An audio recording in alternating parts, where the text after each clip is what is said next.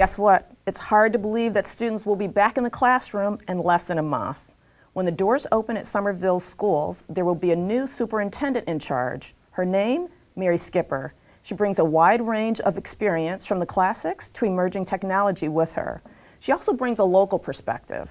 Heather Avison sat down with Ms. Skipper recently, and here's an excerpt from that interview.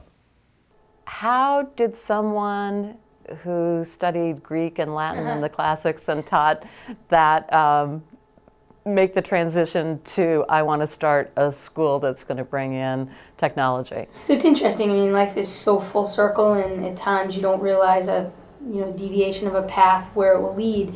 But I was teaching Latin and Greek, and I had a stint where I was teaching at Boston College High School, and there they had a need for somebody who could do technology integration and really kind of push the technology vision at the school at the time.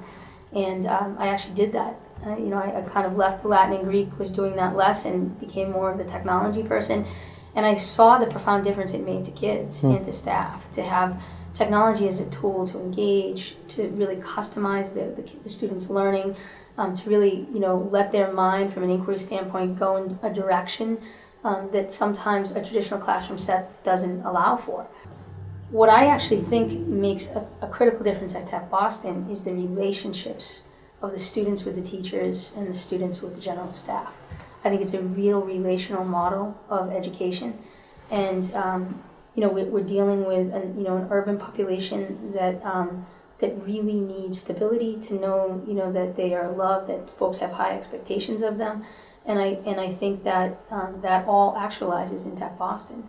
And so, I often point to it on many levels as a way for urban ed, a model for urban ed, that I certainly can't take credit for, but my staff as a whole collectively can.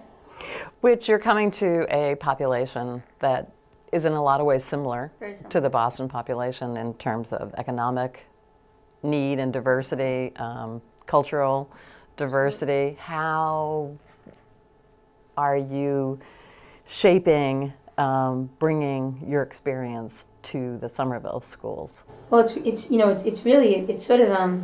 a sweet spot for me in that it's an urban, Somerville is a wonderful small urban city, but it's also where I grew up.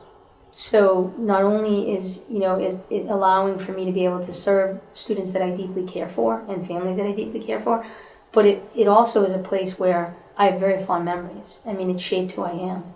I grew up in Arlington on the Doughboy line, but growing up so close to the Doughboy line, I spent a great deal of time in Somerville. I learned to swim at the MDC there. I learned to bowl at Sacco's on Sundays. I went on to Tufts. I played at Trump Field. I mean, I have a lot of great collective memories about Somerville.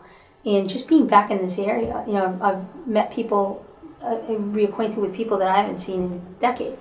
And so it's a nice feeling of the comfort of being in urban ed, but at the same time being in a place that is familiar to me. When I talked to people and consulted with people, I was overwhelmed by how much people genuinely love Somerville and want the best for the students in Somerville. And so for that, in that way, because I'm extremely hyper student centered, I really center my thinking and my philosophy around what benefits the individual student.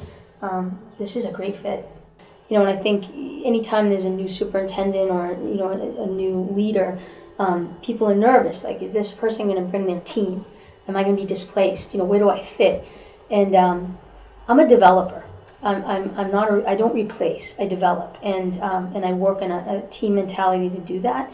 So I'm not bringing people with me from Boston. I'm very happy with the team that's here. I think it's a very talented team. I think it's a team that's eager to make Somerville not just good and in pockets great with our scores, but to make it a great district, so that no matter what school a student is in, there's 100% confidence that is the best school for my student.